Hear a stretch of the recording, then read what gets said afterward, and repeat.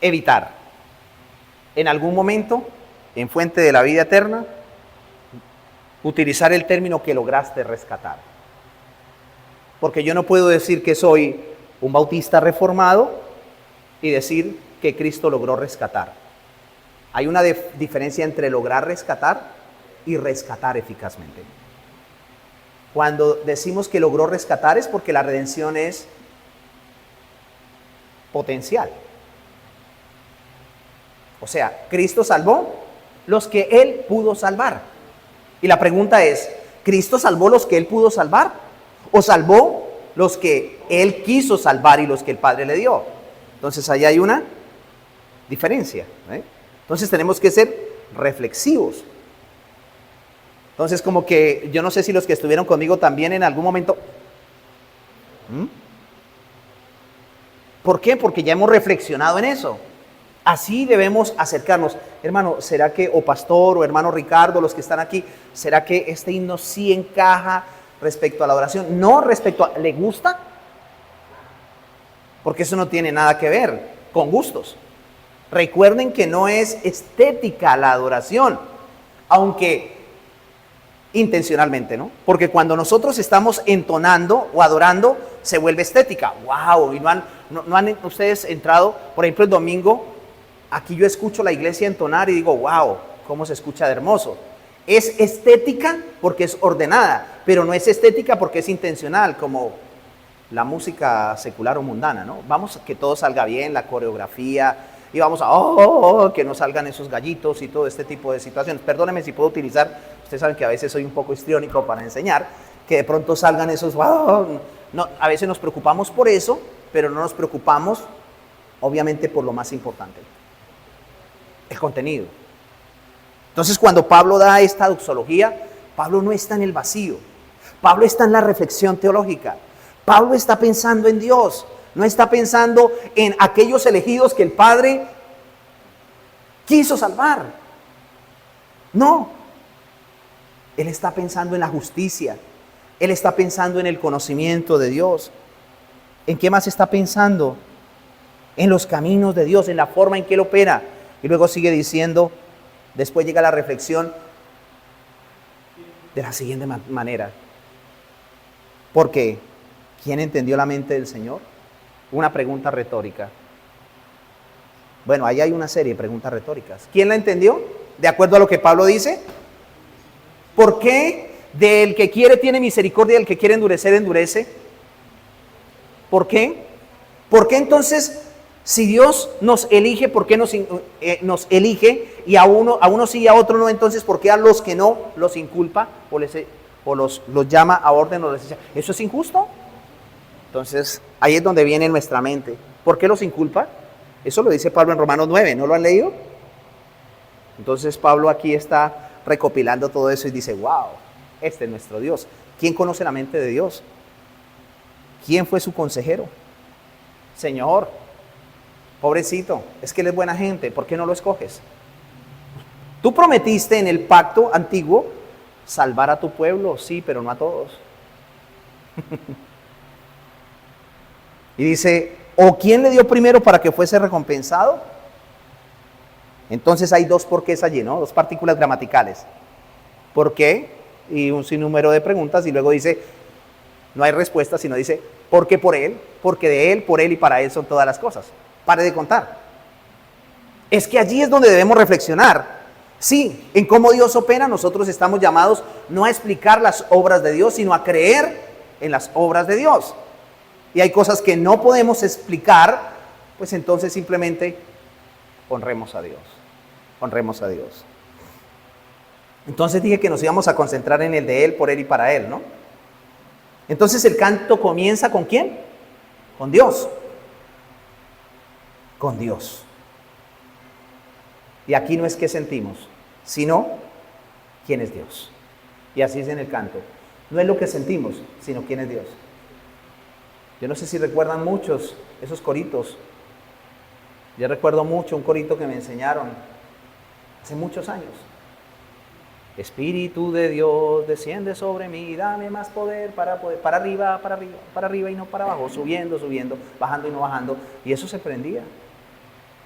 Era como un festival. Y yo creo que usted debe recordar esos coritos. Coritos que empezaban a hablar del fuego y el fuego y el fuego y todo este tipo de situaciones.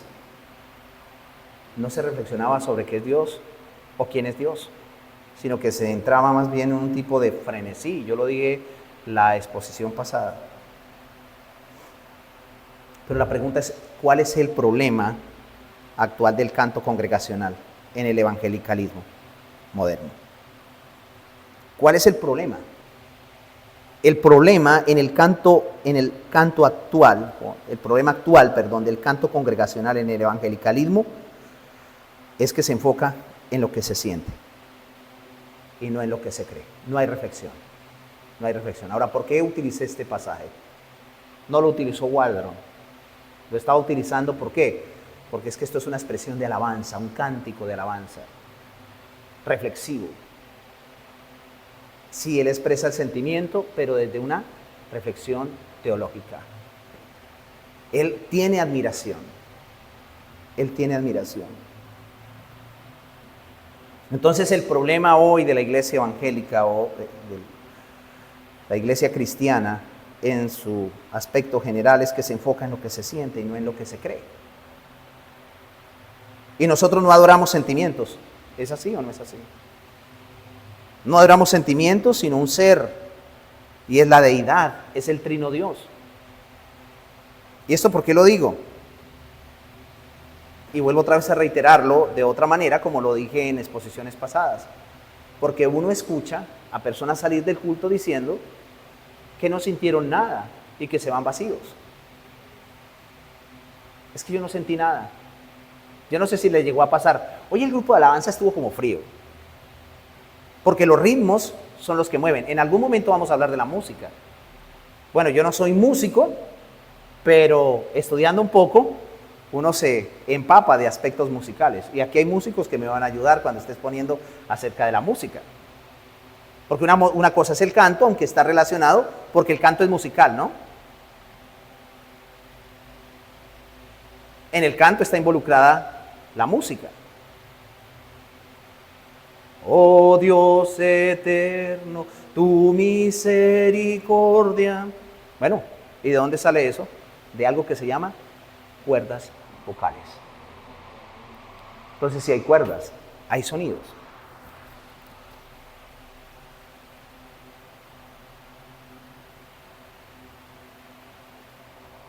Entonces, nosotros adoramos un ser, no nuestros sentimientos. Por lo tanto, el problema del canto congregacional de la iglesia evangélica hoy es los sentimientos. Entonces, enfocarnos en lo que sentimos como fundamento es una adoración antropocéntrica. Enfocarnos en lo que sentimos como el fundamento de nuestra adoración es antropocéntrico. Y este tipo de adoración sí necesita adornos. La adoración antropocéntrica sí necesita adornos. Necesita show, necesita estética y cualquier elemento externo para que se mantenga o también se sostenga. ¿No pasa eso? Los músicos de la alabanza no están, entonces la iglesia se desocupó. ¿Qué pasa en las iglesias bíblicas?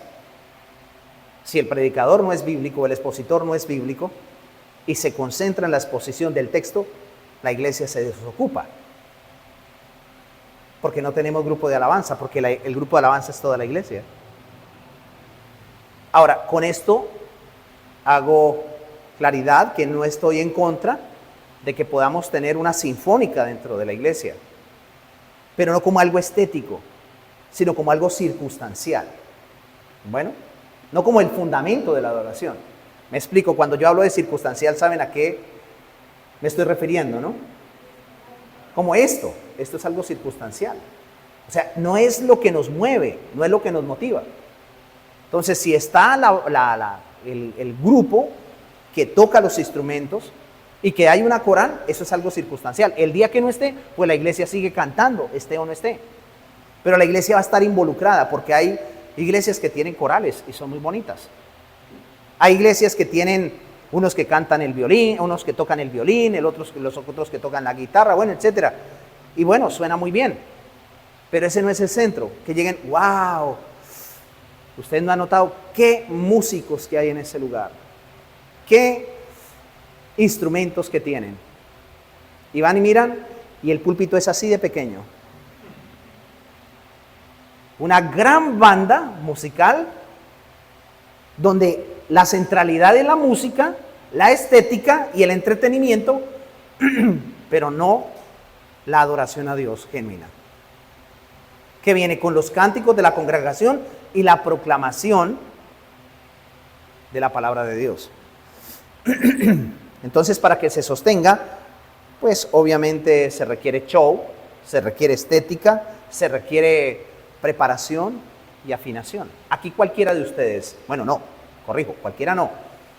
Aquel que viva piadosamente y aquel que tenga el don de presidir, puede decirle uno y que no esté viviendo una vida desordenada, sino que sea lleno del Espíritu Santo y de sabiduría y de buen testimonio, fácilmente, hermano, no vino el que dirigió, entonces que por favor, si es miembro de la iglesia, que presida el hermano, o que presida el hermano, o el otro hermano, hombres, ¿no? No todos los hombres.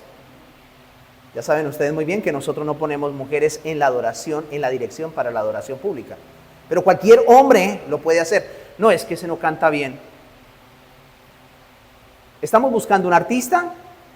¿O estamos buscando a alguien que nos presida en la adoración? Esa es la pregunta. Y quiero que esto les quede en sus corazones, para que el día de mañana no tomen un horizonte diferente. No estamos buscando artistas. Porque ¿qué hace un artista? Viene y hace el especial del canto y sale y se va. ¿Y qué pasa en los grupos de alabanza en las iglesias? Mientras está la enseñanza, ellos están tomando tinto en la cafetería, pero no están involucrados dentro de la adoración. Dígame si no es común eso. Porque son artistas. Y aquí no hay artistas. Aquí no hay artistas. Entonces, cuando vemos la declaración de él, que comienza con Dios y no con el hombre, Pablo se centra en Dios. En Dios, en su asombro por la obra redentiva de Dios. No en aquello que Pablo pudo sentir o percibir. Claro, Pablo se sentía afectado. ¿Y quién no se va a sentir afectado cuando ve la gracia soberana de Dios, no? Hay momentos donde, por no entretener a la gente, y no porque uno lo haga intencionalmente, cuando está predicando se quiebra uno. Y me ha pasado, eso no es pecado, pero puede llegar a entretener a las personas, pero no es intencional. Es algo que fluye porque cuando usted ve la asombrosa gracia de Dios, puede decir lo mismo que Pablo. ¡Wow! Esto es admirable. Luego que Pablo dice de él, ¿qué dice? Para él.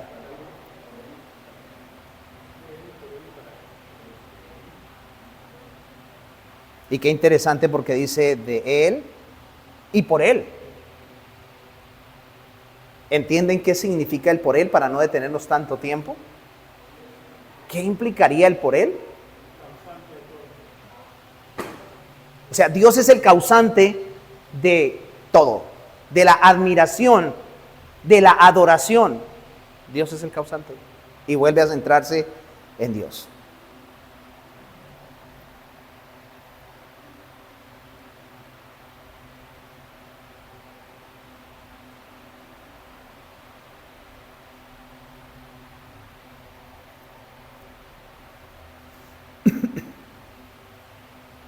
Y luego, ¿qué dice el texto? Por él. Para él.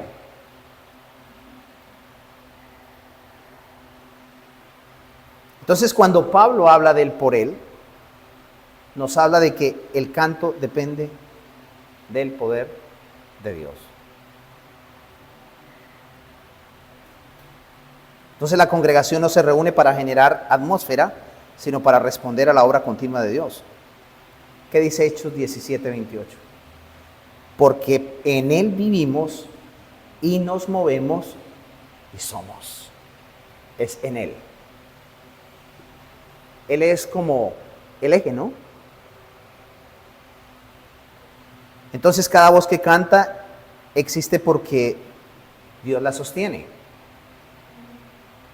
Y cada nota afinada es un acto de misericordia o de gracia común de Dios. Entonces cuando la iglesia canta, y usted lo puede hacer bien, es una obra de la gracia común de Dios operada por el bendito Espíritu Santo. La tercera persona de la Trinidad. Es el que hace eso. Los que están en el Centro de Estudios Teológicos recuerdan lo que hace el Espíritu Santo y cómo el Espíritu Santo obra en la gracia común.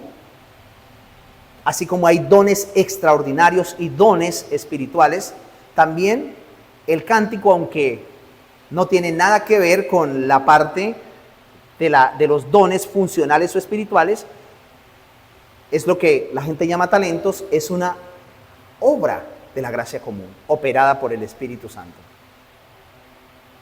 Entonces, si alguien canta bien, no es porque haya estudiado técnica vocal. Entonces, es por Él. Es por Él. Entonces, hermanos, cada voz que canta existe porque Dios la sostiene. Cada nota afinada es un acto de la misericordia, de la gracia común. Por eso, el canto congregacional no es una demostración de capacidad musical, sino una confesión de dependencia. Vea qué distantes nos hemos visto de la adoración bíblica. Entonces, el énfasis del culto no está en el desempeño del grupo que canta, si hay un grupo, o si hay un músico, si hay alguien que preside, sino en la participación consciente del pueblo porque sabe quién es Dios. Entonces, cuando el canto depende de plataformas y no de convicción, ¿qué pasa? Se pierde lo sustancial, se pierde la esencia. Por eso vemos que es por Él. Por Él. Y fue por Él que Pablo expresó eso. Y por último, el para Él, ¿no? Entonces, así como el canto depende de Dios, el canto tiene un destinatario exclusivo. Y es para quién cantamos. Esa es la pregunta. ¿Para quién cantamos? No cantamos para que la gente se sienta bien o llore, ¿no? Ay, es que yo lloré tanto. Bueno, puede pasar. Usted en algún momento puede estar cantando un himno y quebrarse. Y quebrarse. Y llorar. Y llorar porque está pensando en lo que Dios es y lo que Dios ha hecho. Pero la intención del que está haciéndolo, o como la iglesia lo está haciendo, no es para que tampoco se sienta bien o llore. No cantamos para ayudar a los hombres a encontrar su talento o don del canto. Es por eso que hicimos énfasis en hermano, no se ponga, o hermanos, no se pongan a ver, vamos a ver cómo salimos el domingo con un solito, ¿no? No, hágalo en su casa, cante. Y usted también, el que va a presidir y los que están allí, que van a cantar. Es decir, el grupo de alabanza. El grupo de alabanza. Ustedes ya saben cuando yo me refiero cuál es el grupo de alabanza. ¿Quién es el grupo de alabanza? La iglesia.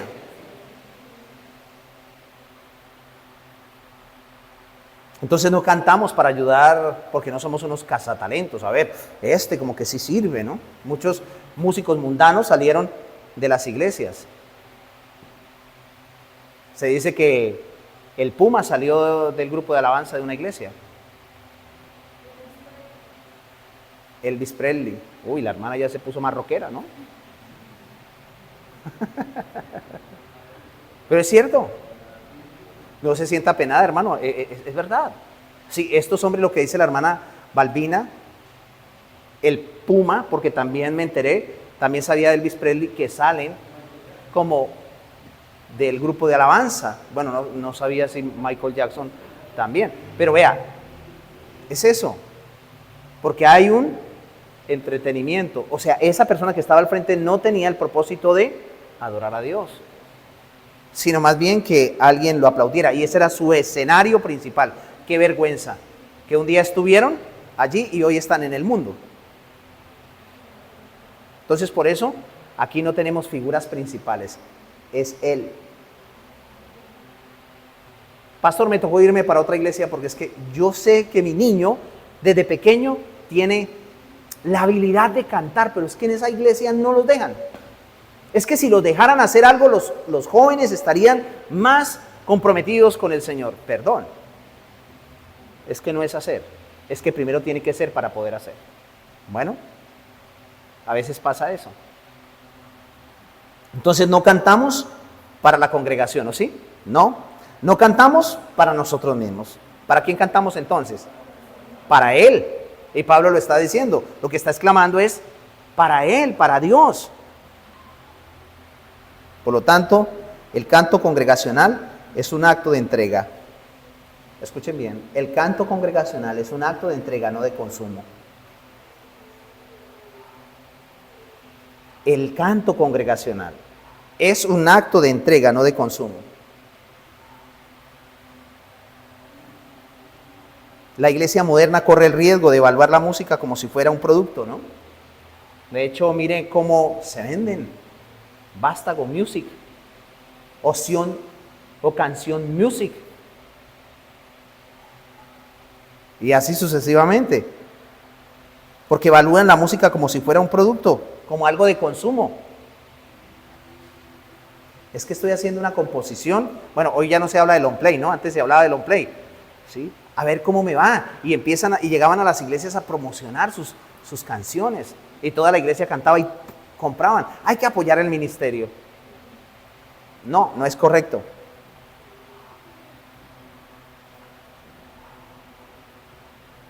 Entonces la iglesia moderna corre ese riesgo de evaluar la música como si fuera un producto, es decir, por preferencias. Por eso escuchamos decir, me gustó, no me gustó, estuvo muy fuerte, estuvo muy lento, me dio pereza. ¿Por qué? Porque estoy mirando la estética y el consumo. Y usted está en todo su derecho. Si usted tiene un restaurante y va y me sirve una carne que a mí no me gusta, yo la puedo devolver. Y puedo criticarle todo. ¿Por qué? Porque yo estoy pagando. Pero aquí no. Aquí no. En la adoración no es así. La adoración no es así. Entonces la pregunta bíblica, ¿cuál sería? ¿Es glorificado Dios en la adoración? ¿O es más bien visto el hombre en sus talentos? ¡Wow! Uy, es que cuando ese hermano se para y canta, es como si los ángeles cantaran. Eso es una vergüenza. Perdóneme que lo diga, porque está hinchando el ego de una persona. Es como cuando se le acercan a uno y le dicen, uy, pastor, me derritió su predicación. No, es por él. Y no es una falsa humildad. Así pasa, no. ¿Por qué no dejan siempre a ese? Es que ese predicador o ese director es lo más, no, es que mejor dicho uno se siente, no es un producto de consumo. Escuchen bien. Porque ese que brilló hoy puede estar opaco el día de mañana. ¿Ven? Así de sencillo. Por eso es para Él. Para Él.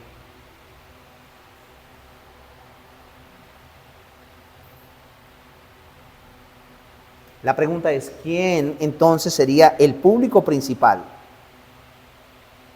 Alrededor de lo que Pablo está diciendo, ¿quién sería el público principal? Dios. Y la iglesia es el coro. Dios es el público principal. Porque, como lo dice, de Él, por Él y para Él. Él es el público principal. Él es el que está mirando cómo la iglesia lo está adorando. Y vaya a las cartas de Apocalipsis y va a ver que el Señor se mueve en medio de los 7 candeleros de oro. Él es el público principal. A Él es que le damos lo que le damos. nosotros somos el coro y Él recibe todo lo que nosotros le damos. Entonces la congregación como un solo cuerpo glorifica a Dios, ¿no? Glorifica a Dios. Por lo tanto, cuando vemos Romanos 11:36, no es una experiencia individualista simplemente. Debe ser el sentir de toda la iglesia, porque debe ser una confesión colectiva. Y Pablo lo está diciendo escribiéndole a una iglesia de manera particular. Entonces yo creo que podemos inferir implícitamente que la iglesia podía captar esto y podía decir, porque de Él, por Él y para Él son todas las cosas.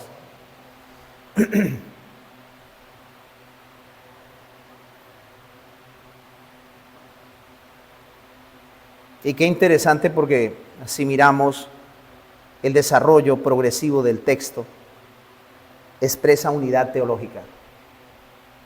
Expresa unidad teológica. Y así es el canto.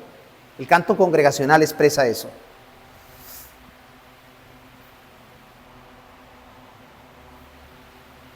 De Él, por Él y para Él. Entonces, cuando la iglesia canta así, ¿sabe qué está diciendo? Cuando la iglesia canta, como les acababa de explicar, cuando ve que Dios es su público principal y la iglesia es el coro, el mundo va a ver la diferencia. Y lo he visto en Facatativá. Oye, ¿qué diferencia? Aquí está la iglesia bautista reformada y 3 cuadras allá está la iglesia bautista general. Bum, bum, bum, bum, bum. Es que esa gente no deja dormir. Es que esa gente sí es histriónica. Es que esa gente sí es desesperante. Pero no una iglesia que se canta para Dios. El mundo dice, oye, allí se adoran a Dios. Dios es el centro. Dios es el rey. Dios es digno. Vale la pena.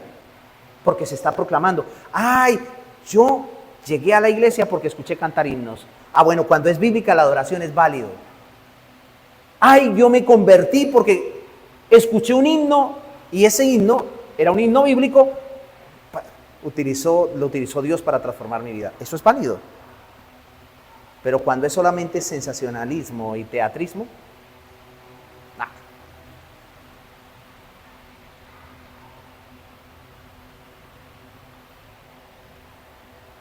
Esto trae obviamente unas dimensiones prácticas para la vida de la iglesia.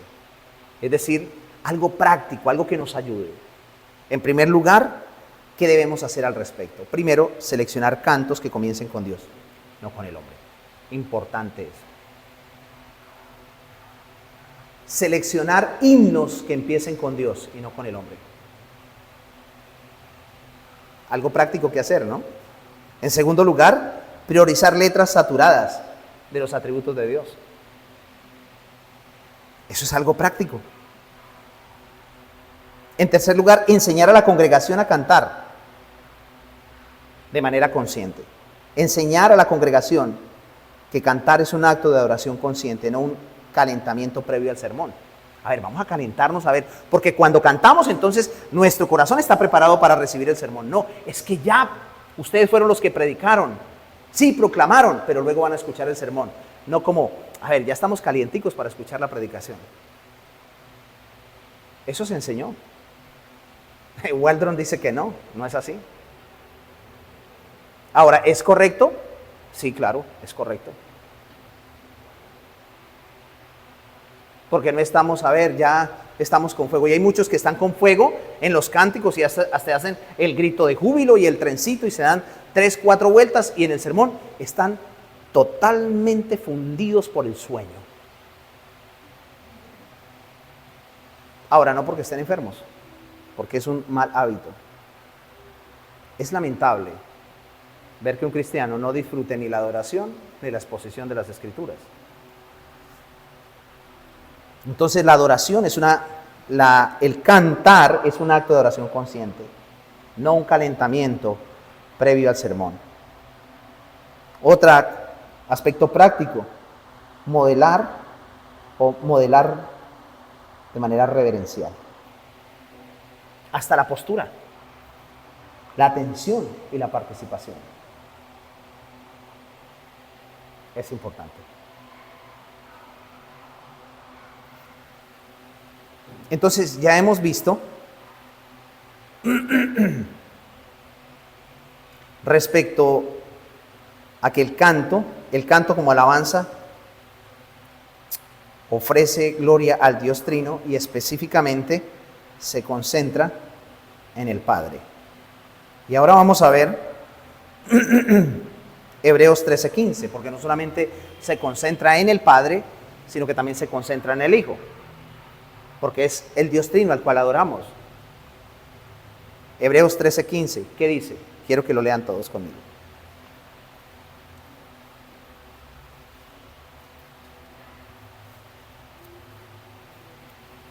Y aquí vamos a quedar porque ya no nos quedan sino 7 minutos.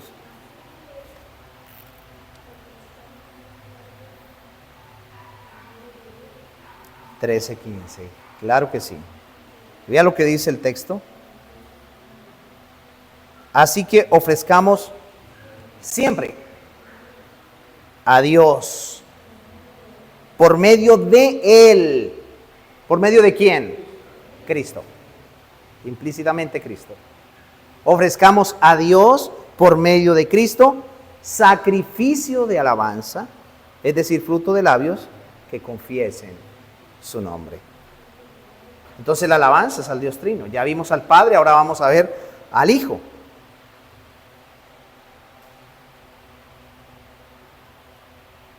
Y quiero que observen lo que dice el autor sagrado allí, en el verso 15. El verbo ofrezcamos. Entonces el llamado es a un accionar. Ofrezcamos. Y habla de el tiempo, siempre. Y habla del medio, Cristo por medio de Él. Y habla de qué es lo que se debe ofrecer. La instrumentalidad. Dice alabanza. Y ahí dice, es decir, fruto de labios que confiesen ¿qué? Su nombre. ¿Qué tal si nosotros no tenemos a Cristo en medio de la alabanza? ¿Qué pasaría? Pues sin Cristo no hay culto aceptable. ¿Por qué Cristo es el medio por el cual nosotros ofrecemos alabanza? ¿Por qué razón? Ustedes lo pueden responder con facilidad. A ver qué dicen los hombres y qué dicen las mujeres. ¿Por qué? ¿Saben por qué? De acuerdo a lo que nosotros vemos aquí, Cristo es el único mediador litúrgico que habilita nuestra alabanza. Es Cristo. Y aquí estamos hablando de aspectos litúrgicos. ¿Y cómo sabemos que estamos hablando de aspectos litúrgicos? Porque está diciendo que debemos ofrecer siempre a Dios por medio del sacrificio. Y está el autor sagrado pensando en los sacrificios del Antiguo Testamento, ¿sí? Como una figura que apuntaba a algo, y es que sí hay una continuidad, pero más espiritual. Y observemos lo que el texto dice. Entonces, eso hacía parte de la liturgia del Antiguo Testamento, y es vinculante la del Nuevo Testamento con la del Antiguo Testamento. Solamente que en el Antiguo Testamento se tenía física, y ahora sí es física, pero viene directamente de lo interno, de lo espiritual. Y es por medio de Él. Y aquí observamos que Él es el único mediador litúrgico. ¿Por qué? Porque Él es el único que derramó la sangre por nosotros. Y sin Él, pues no va a haber una alabanza habilitada. No lo va a haber. Y este texto responde a una pregunta crucial. Y es, ¿cómo puede una congregación pecadora acercarse a un Dios santo con alabanza? ¿Cómo puede una congregación pecadora acercarse a un Dios santo con alabanza? La respuesta es inequívoca. Solo por medio de Él. Solo por medio de Él. Y no como un cliché. Por eso es que los impíos no pueden alabar a Dios. porque necesitan el único mediador entre Dios y los hombres.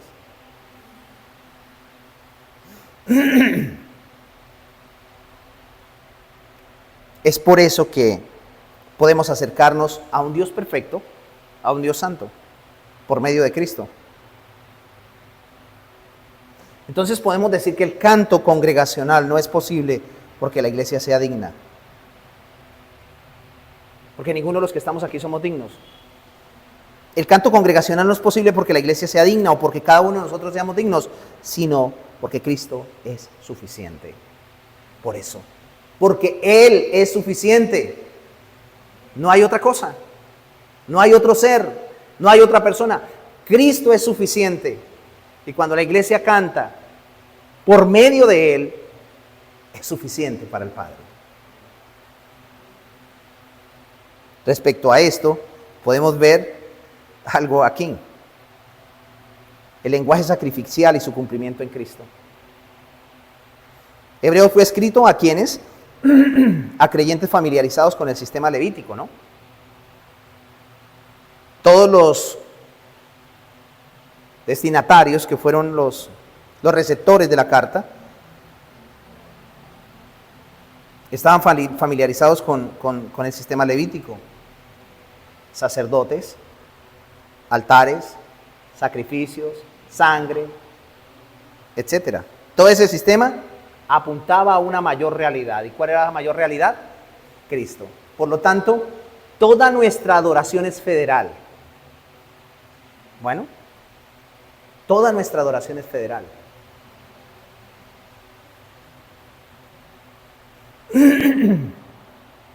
Porque nuestro pactualismo empieza con Cristo y concluye con Cristo. Devolvámonos un poquito allí a Hebreos 10:14 y vamos a dejar por hoy allí, para que nos demos cuenta que todo este sistema apunta a una mayor realidad. Dice, porque con una sola ofrenda hizo perfectos para siempre. ¿A quiénes? ¿Quién hizo perfectos para siempre? Cristo. Entonces, cuando Hebreos 13:15 habla de sacrificio y de alabanza, que quiero que lo subrayen, está enseñando que ya no ofrecemos animales. No es que aquí va a llegar usted con un terian a traer los sacrificios. Eso es lo que estamos viendo en la sociedad, ¿no? Y se ríen, lo dice intencionalmente. Creyéndose oveja para el sacrificio. No, eso era en el Antiguo Testamento. Cuando habla de sacrificio está enseñando que ya no ofrecemos animales. Ya no llevamos víctimas al altar. ¿Sabe qué ofrecemos? Escuchen bien. Voces redimidas por el Cordero. Eso es lo que ofrecemos. Voces redimidas por el Cordero. Ya no hay más víctimas, no hay más animales, no hay más sacerdotes, no hay más sacrificios, solamente voces redimidas. ¿Que tienen a quién? A un público que se llama el Dios Trino. ¿Eso no le da significado a nuestra adoración? ¡Wow! Y pensaba cuando estaba, porque esto lo estoy preparando aquí, no lo traía de faca, pensaba y decía, ¡wow! ¡Qué interesante poder ver esto! Porque cuando tú observas, volvámoslo a leer, dice, así que ofrezcamos siempre a Dios por medio de Él sacrificio de alabanza, es decir, fruto de labios que confiesen su nombre. No más sacrificios físicos, no más ofrendas físicas, porque con una sola ofrenda hizo perfectos a los santificados para siempre. Por lo tanto, ofrecemos voces redimidas.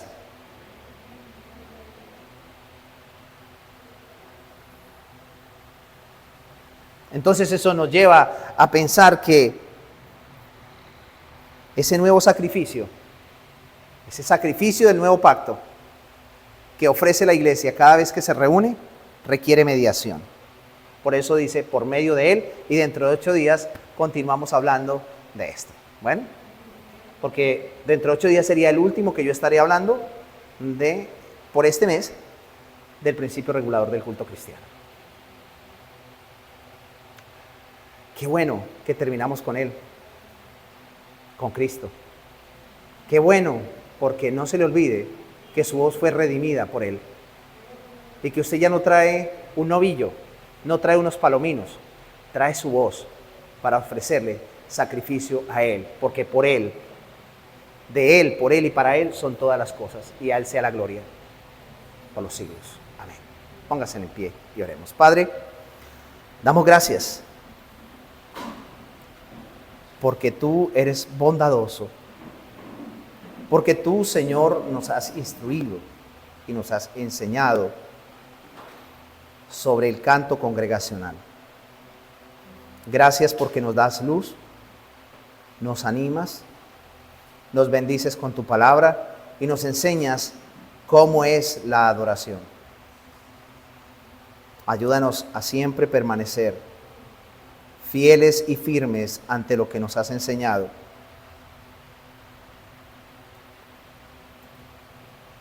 Que la alabanza que demos sea fruto de labios que confiesen tu nombre, porque solamente aquel que tiene el Espíritu de Dios, aquel que ha sido regenerado, puede cantar en Cristo al Padre.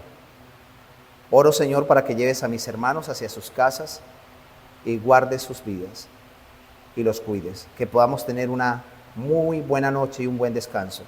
Y que el domingo podamos venir con santas expectativas para poder adorar en espíritu y en verdad. En el nombre de Jesús. Amén y amén. El Señor les bendiga. Gracia, misericordia y paz. Bendecidas providencias a todos.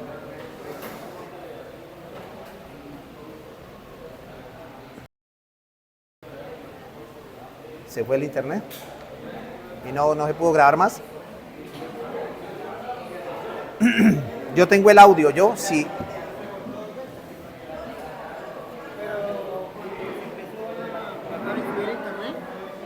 ¿Se paró? Empecé a grabar. Ah, y usted después lo pone ahí en la... Ah, ok.